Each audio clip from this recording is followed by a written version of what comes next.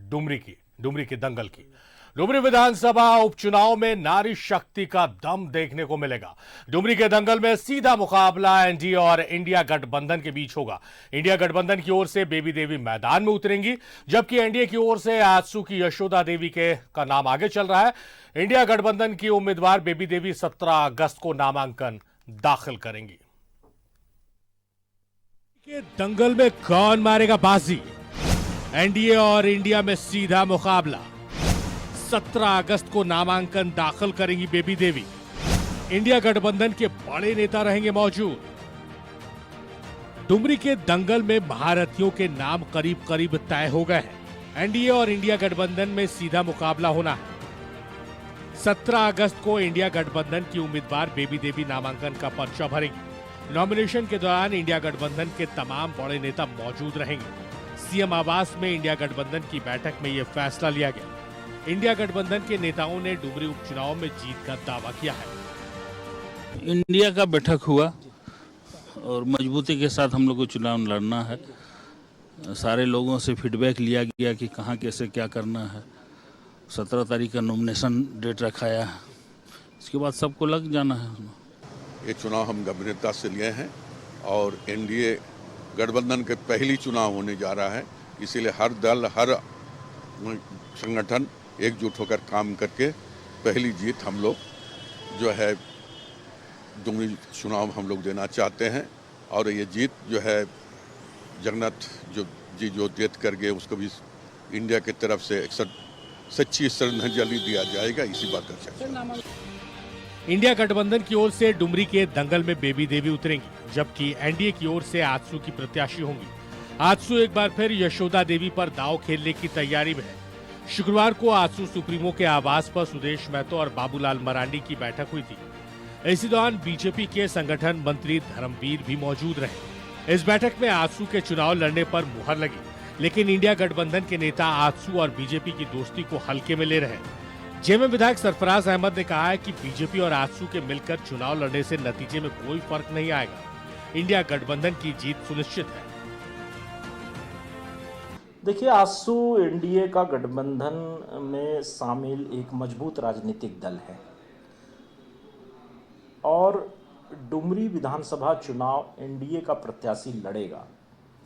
Bharatiya Janata party के कार्यकर्ता सिर्फ इतना जानते हैं कि वहाँ एनडीए का प्रत्याशी होगा जो शासक राजनीतिक दलों का जो यूपीए गठबंधन है उसके प्रत्याशी को पराजित करेगा। जरूरी थोड़ी है कि जो पिछले बार बीजेपी को दिया था आंसू को दे दे, वो मुझे भी दे सकता। जो आंसू को दिया था पिछले बार वो सब आंसू को दे देगा, वो मुझे भी दे सकता। इसलिए समीकरण हर चुनाव में बदलता रहता है। डुमरी विधानसभा उपचुनाव को लेकर अब तक 4 लोगों ने नामांकन पत्र खरीदा है। नामांकन पत्र खरीदने वालों में आजसू की यशोदा देवी का नाम भी शामिल है। वहीं नारायण गिरी, कमल प्रसाद साहू और अब्दुल मोबिन रिजवी के नाम का भी नामांकन पत्र खरीदा गया है, लेकिन अब तक एक भी उम्मीदवार ने नामांकन दाखिल नहीं किया है। नामांकन दाखिल करने की आखिरी तारीख 17 अगस्त है। वहीं डुमरी उपचुनाव के लिए 5 सितंबर को वोटिंग होगी, जबकि 8 सितंबर को काउंटिंग। अब अगर 2019 के चुनाव को देखें तो 2019 में जेएमएम के जगन्नाथ महतो ने दर्ज की थी जीत। जगन्नाथ महतो को मिले थे 71,128 वोट। आजसू की यशोदा देवी को 34,000 से ज्यादा वोट से दी थी मात।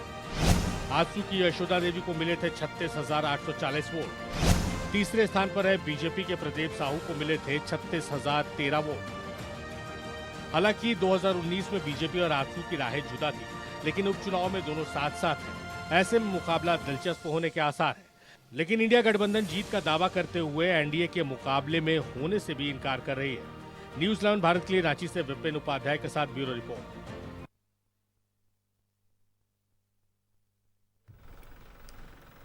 तो आज हमारे विशेष में हम बात कर रहे हैं डुमरी उपचुनाव की, और इस मसले पर बात करने के लिए 2 खास मेहमान हमारे साथ स्टूडियो में मौजूद है। हमारे साथ कांग्रेसी नेता शमशेर आलम साहब हैं। शमशेर साहब, स्वागत है आपका न्यूज़ 11 भारत में। सरोज सिंह साहब है, बीजेपी से है। सरोज जी, आपका भी स्वागत है। सबसे पहले चलते हैं शमशेर जी के पास। शमशेर जी, डुमरी उपचुनाव होना है और 19 के बाद से जो चुनाव हुए हैं और उसके जो नतीजे आए हैं उसमें आंकड़ों के बाजीगर आप हैं, तो उस लिहाज से तो आप लोगों का जो मोरल है वो हाई है और जीत के आप दावे भी करना शुरू कर दिए हैं। बिल्कुल, चूंकि डुमरी जो विधानसभा क्षेत्र है वो हमारा, उसको आप कह सकते हैं कि हम लोगों का जगन्नाथ महतो जी जो थे उस इलाके के काफी प्रभावशाली थे और जमीनी नेता थे, आंदोलन से आए हुए नेता थे और उनके अंदर झारखंड का दर्द था, क्षेत्र का दर्द था और मंत्री के रूप में भी जो उन्होंने काम किया है उसको भी भुलाया नहीं जा सकता। ये अलग चीज है कि कोरोना में उनकी तबीयत खराब हुई और बहुत दिनों के बाद वो भगवान को प्यारे हो गए, लेकिन उनकी विचारधारा वहाँ मौजूद है, उनके समर्थक वहाँ मौजूद है, उनके किए गए कार्य वहाँ मौजूद है, उनका जो सपना था डुमरी को लेकर के वो अभी मौजूद है। और आपने देखा कि बेबी देवी ने स्पष्ट कहा कि हम जगन्नाथ महतो जी के सपना को साकार करेंगे, वही उनका स्लोगन है, यही उनका नारा है। जहां तक सवाल है कि हम लोगों को पूरी उम्मीद है कि झारखंड की डुमरी विधानसभा क्षेत्र की जनता, डुमरी विधानसभा क्षेत्र के मतदाता मालिक अपना मत दे करके और सही में श्रद्धांजलि अपने नेता को देंगे।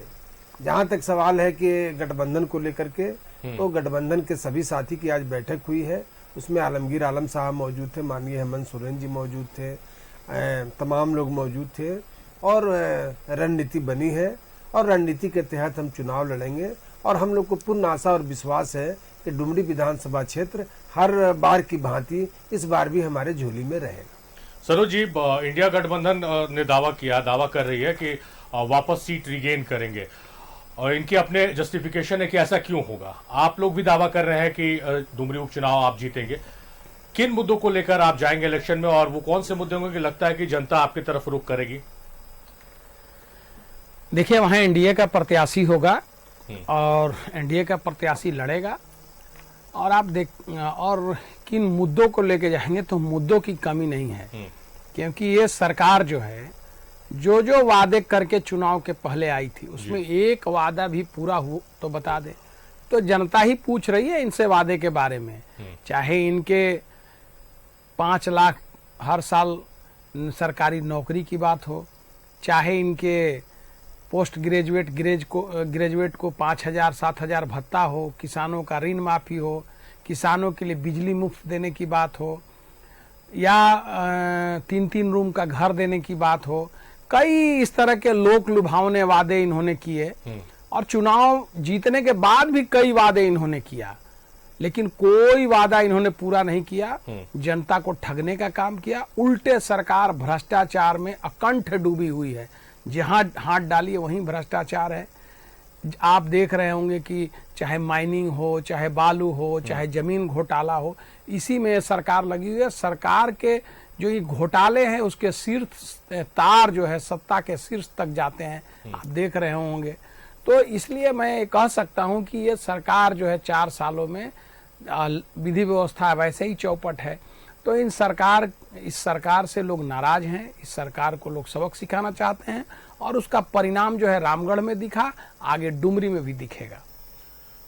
शमशेर जी, जिस तरह से सरोज जी कह रहे हैं कि मुद्दे आपने सुन लिए कि कौन कौन से मुद्दे लेकर जनता के बीच वो जाएंगे, और अगर हम आंकड़ों की बात करें तो आजसू और बीजेपी ने अलग अलग डुमरी में चुनाव लड़ा था 19 में और स्वर्गीय जगन्नाथ दा को 71,128 वोट आए थे, 34,000 से शिकस्त पाई थी यशोदा देवी ने आजसू की।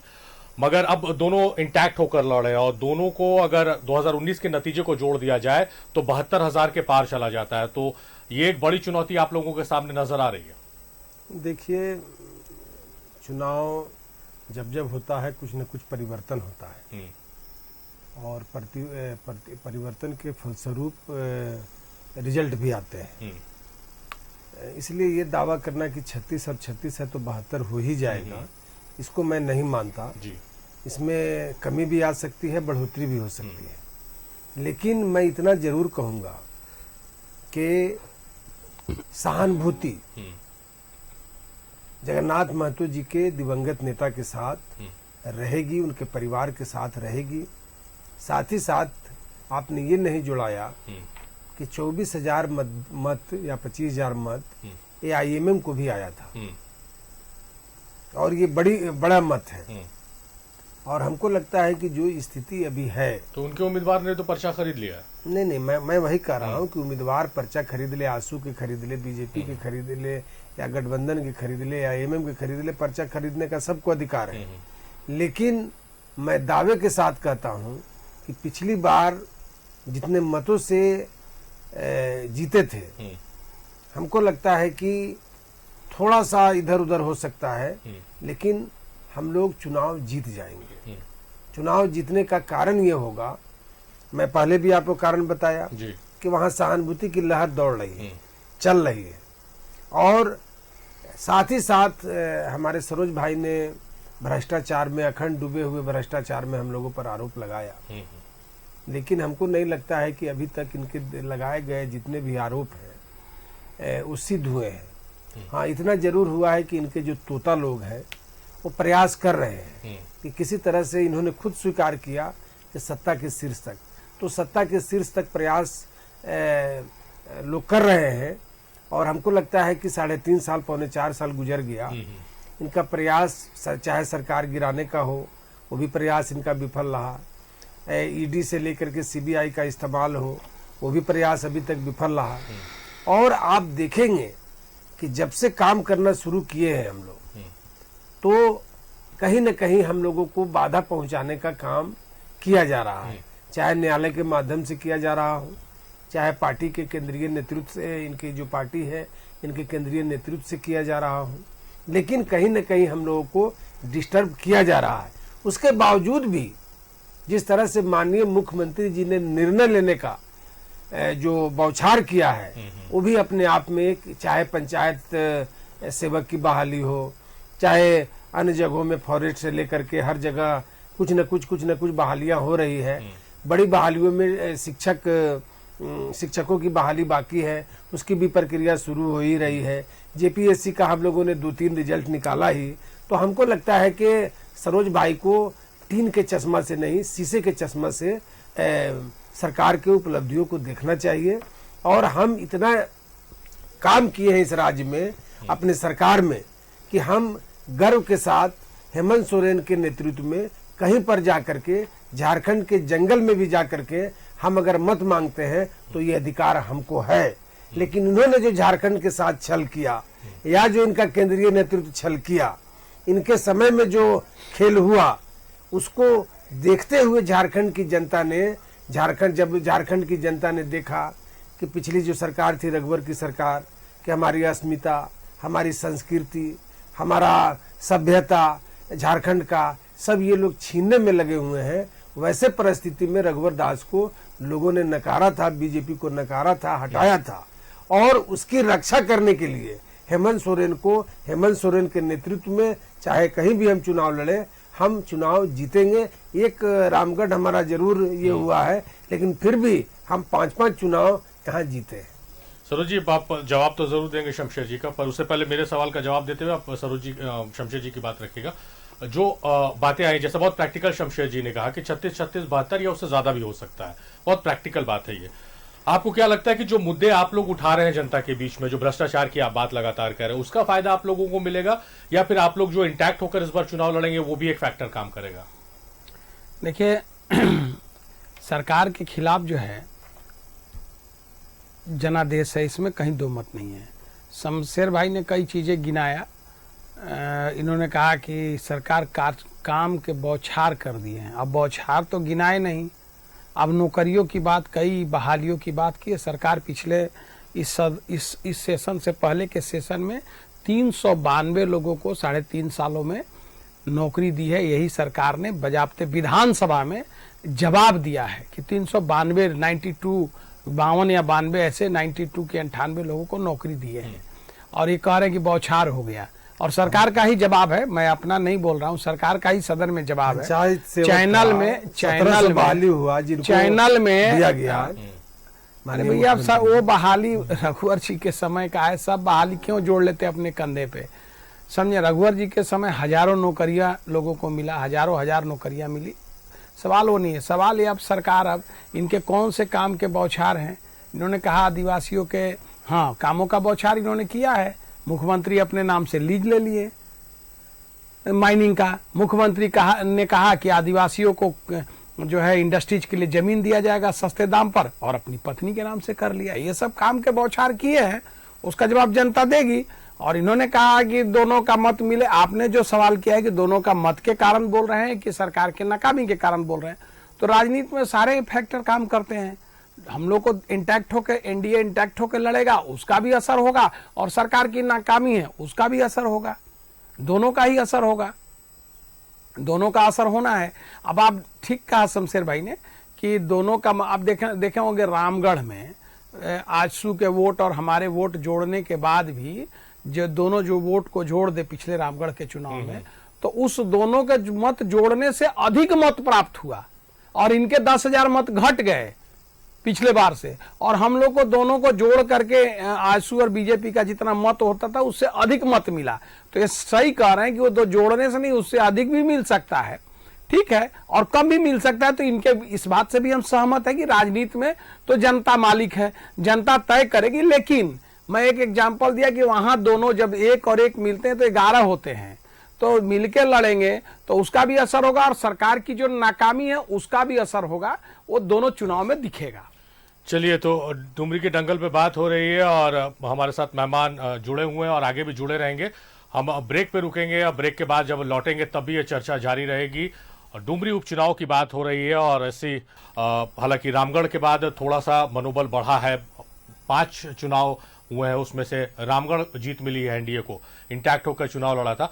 आप लोगों का भी लिटमस टेस्ट होगा जहां भी देश में उपचुनाव हो रहे हैं, क्योंकि इंडिया फॉर्म होने के बाद ये पहली बार चुनाव हो रहा है, तो आप लोगों के लिए चुनौतियां बड़ी हैं। देखिए, हम लोग तो चुनौती स्वीकार करने वाले लोग हैं, और रामगढ़ का फैक्टर कुछ और था, और मैं बार बार बोल रहा हूं कि डुमरी का फैक्टर। तो आप ऐसे भी देख सकते हैं कि 71 को मैं दूसरी चीज कह रहा हूं जी। अगर इंडिया के मतों को देख ले आप, तो लालचंद महतो जी को भी 5,000 वोट आया था, वामपंथियों को भी 2,500-3,000 वोट आया था। तो उस हिसाब से अगर इंडिया और एनडीए की लड़ाई भी देखेंगे, तभी भी ये हमसे ऊपर नहीं है, अभी भी हमसे नीचे है, 5-6 हजार मतों से भी नीचे है। अगर पिछले फैक्टर को भी अगर आप देखेंगे तो आप सरोज भाई को नहीं पता था, इसलिए हमको बोलना पड़ा कि वामपंथी भी हमारे साथ है, जदयू भी हमारे साथ है, और लालचंद महतो जी लड़े थे जदयू से। तो निश्चित तौर पर उनको जो मत आया उस मत को हम अपने यहाँ जोड़ भी सकते हैं। तो 31 और 8 तो ऐसे ही हमारा हो गया 79 हजार वोट। तो अभी भी अगर पिछले फैक्टर को भी देखिएगा तो ये अभी 72 पर ही है, फिर भी मैं चुनाव जीत रहा हूँ। खैर, ये तो मैं पहले ही बोल दिया कि कभी भी कोई परिवर्तन हो सकता है। लेकिन एक बात आप समझ लीजिए कि माननीय मुख्यमंत्री हेमंत सोरेन जी या गठबंधन के सरकार को ये लोग जितना भी घेरे, लेकिन जब जमीन पर आप जाएंगे और जो यहाँ के लोग हैं वो लोग इस बात को स्वीकार नहीं कर रहे हैं कि हेमंत सोरेन ये इस बात को स्वीकार करने लगे हैं कि हेमंत सोरेन को बार बार केंद्र की सरकार परेशान कर रही है, और किसके माध्यम से परेशान कर रही है ये भी राज्य की जनता जान रही है। उस परेशानी के आलम में भी आपको मैं बताना चाहता हूं, सरोज भाई आप भी पता कर लीजिएगा, आज ग्रामीण विकास के माध्यम से जिस तरह से सड़कों की जाल, सड़कों की मरम्मत, ये लोग क्या बात करेंगे, ये लोग अपने समय में जो भी सड़क बनाए हैं उस सड़क के मरम्मत तक ये लोग नहीं करा पाए थे। आज हमारी सरकार उन तमाम सड़कों को पीएमजीएसवाई के सड़कों को अपने अधीन लेकर के उस सड़कों की मरम्मत कर रही है। पुल पुलिया का जहां तक बात है तो आप देखिए कि पुल पुलिया हर विधानसभा क्षेत्र में, माननीय एमएलए महोदय के क्षेत्र में पुल पुलिया का काम शुरू हो चुका है। आपको अक्टूबर नवंबर से दिखाई देगा कि मानिए आप देखिए बड़े बड़े हॉस्पिटल ये सब बनाए जा रहे हैं। इंफ्रास्ट्रक्चर पर माननीय मुख्यमंत्री जी का फोकस है, माननीय मंत्री जी का फोकस पानी पर है, माननीय मुख्यमंत्री जी का फोकस बिजली पर है, माननीय मुख्यमंत्री जी का फोकस शिक्षा पर है। आप कल की सरकार जो चलाए हैं उसकी आप अपनी उपलब्धि और हम जो कर रहे हैं और किए जा रहे हैं उसमें काफी आपको तुलना नजर आएगा। इसलिए कि जनता भी जानती है कि हेमंत हमारा अपना नेता है, हमारा क्षेत्र का नेता है, हमारा अपना बच्चा है। ये रिमोट पर चलने वाली ये सरकार नहीं है। इसलिए और वहां जाने पर बीजेपी के बारे में लोग जानते हैं कि ये लोग आएंगे, झूठ फैलाएंगे, अफवाह फैलाएंगे। इनके बड़े नेता भी अफवाह फैलाते हैं। इनके बड़े नेता या इनकी पार्टी में इतनी अहंकार है कि ये किसी को कुछ समझ रहे हैं, लोकतंत्र तक को खत्म कर दे रहे हैं। न्यायालय के बात, जिस तरह से केंद्र का रवैया है, बहुत जल्द आने वाले दिनों में केंद्र का ये रवैया रहा तो आप देखेंगे कि ये पहली सरकार होगी जिसमें न्यायालय के साथ इनका टकराव संभव है। ये हम लोग फोरकास्ट कर रहे हैं और आप देखेंगे कि आने वाले दिनों में आपको पता चलेगा। महंगाई चरम सीमा पर, बीजेपी का नाम कोई सुनना नहीं चाह रहा है। जिस तरह से महंगाई है, आपको जो मत देते थे, जो इनके समर्थक लोग थे, उनसे भी अगर हम लोग चौक चौराहा पर बात करते हैं तो वो भी पीड़ित हैं कि बिजनेसमैन है तो जीएसटी से परेशान है, और जो कमाने खाने वाले लोग हैं वो महंगाई से परेशान है। नौजवान को आप तो हमको बोल रहे हैं, हमने तो प्रयास किया, हमने काम किया और आगे भी हमारी सरकार 1.5 साल तक है, हम करके दिखाएंगे। लेकिन आपकी सरकार अब चलन के बेर में है। केंद्र सरकार, आपके माननीय प्रधानमंत्री जो 2-2 करोड़ का वादा किए थे, उस पर भाई सरोज जी चुप रहेंगे, वो बोलेंगे नहीं। इसलिए नहीं बोलेंगे कि इनके नेताओं को भी आदत है और कार्यकर्ताओं को भी आदत है भूलने की। कभी महंगाई को लेकर के किस तरह देखते थे इनके नेत्री, सड़कों पर नाच गाना तक करते थे। आज जुबान पर लॉक लग गया है। आज इनके नेता महंगाई पर नहीं बोलेंगे और इसीलिए इनको भूलने की बीमारी है, या फिर देश के जनता के साथ छल करने की आदत है। और छल और कपट देश की जनता समझ गई है और झारखंड की जनता तो समझ ही रही है। ये कितना भी कर ले, लेकिन हेमंत को अपना नेता मानते हैं। गठबंधन की सरकार पर लोगों का विश्वास है और आने वाले दिनों में भी गठबंधन ही की सरकार बनेगी। ये तो उपचुनाव है और इसको हम बहुत तरीके से और जनता के सहयोग से और जनता के और अपने नेता के सहानुभूति मतों से हम चुनाव जीतेंगे। सरोज जी, लंबी फहरिस्त बता दी आपके साथी ने काम की, कहाँ कहाँ काम किया इन लोगों ने। हाँ ठीक है, वो तो गिना रहे थे, हम तो देख रहे थे। अरे भैया, गिनाने आए तो आप लेके आते ना। इन्होंने कहा कि अक्टूबर से सब काम दिखने लगे, यानी अभी तक काम दिखा नहीं है। नहीं काम आप इस बार बीच में मत बोलिए सर। नॉन स्टॉप 10 मिनट बोले सर, अब नॉन स्टॉप 10 मिनट बोले, जरा सुन तो लीजिए ना। आप नॉन स्टॉप 10 मिनट बोले तो काम का लेके आना चाहिए ना। इतना किलोमीटर इन्होंने रोड बनाया, इतना पुल पुलियों का निर्माण कराया, इतना ये कराया, लेके आना चाहिए ना। ऐसे ही हवा में बोल रहे हैं। सुनिए, मौका दीजिए तो मैं बोलता हूँ। अब आएगा मौका आपको, तो ये ऐसे ही गिना रहे हैं। हम मुख्यमंत्री, आप बोलने तो बोलिए। अगर आप मुख्यमंत्री जो है गिनाए जा रहे हैं, मुख्यमंत्री ऐसे हैं, मुख्यमंत्री वैसे हैं। अरे हम जो बोले उसका जवाब दीजिए। ले दे के तोता, ईडी, सीबीआई। अब इन्होंने न्यायालय, पहले तो इन्होंने कह दिया कि न्यायालय के माध्यम से हस्तक्षेप करवा रहे हैं, यानी न्यायालय को भी इन्होंने कटघरे में खड़ा कर दिया। माननीय न्यायालय को भी हमारे साथ इन्होंने जोड़ दिया कि हम वहां करा रहे हैं, और इधर यह भी कह दिया कि न्यायालय से टकराव होने वाला है। यानी दोनों बातें जो हैं ये लोग अपने सुविधा के अनुसार बोलते हैं। ईडी, सीबीआई अगर किसी को फंसा रही है, अगर किसी पे कार्रवाई कर रही है, सब कागज मिल रहे हैं, सब कागजात सामने हैं, सब डीड सामने हैं। रोज लोग कोर्ट में जा रहे हैं, साल भर से बेल नहीं मिल रहा है। अब उसमें क्या हम करें? आप कहीं गड़बड़ है तब तो बेल नहीं मिल रहा है। 1-1 साल से लोग पड़े हुए हैं, 6-6 महीना से लोग पड़े हुए हैं, और ये क्या कर रहे हैं? जिन पर ईडी ने कहा कि इन पर एफआईआर लॉन्च करिए, जिनके यहाँ 25-25 करोड़ रुपए कैश पकड़ाए, 100 करोड़ से ऊपर की संपत्ति अटैच हो गई, और वो लूट कांड के एफआईआर के लिए वहां दिया हुआ है। सरकार एफआईआर करने का आदेश नहीं दे रही है। समय की बहुत कमी है। समय तो डुमरी के दंगल में बात हो रही थी, और इंडिया और एनडीए गठबंधन के अपने अपने दावे हैं जीत को लेकर, और वो कौन से मुद्दे हैं जिसको लेकर जनता के बीच दोनों गठबंधन जाएंगे, ये आपने सुना है। हमारे साथ सरोज जी जुड़े थे। सरोज जी, आपका बेहद शुक्रिया, आपने कीमती वक्त दिया। शमशेर जी, आपका बेहद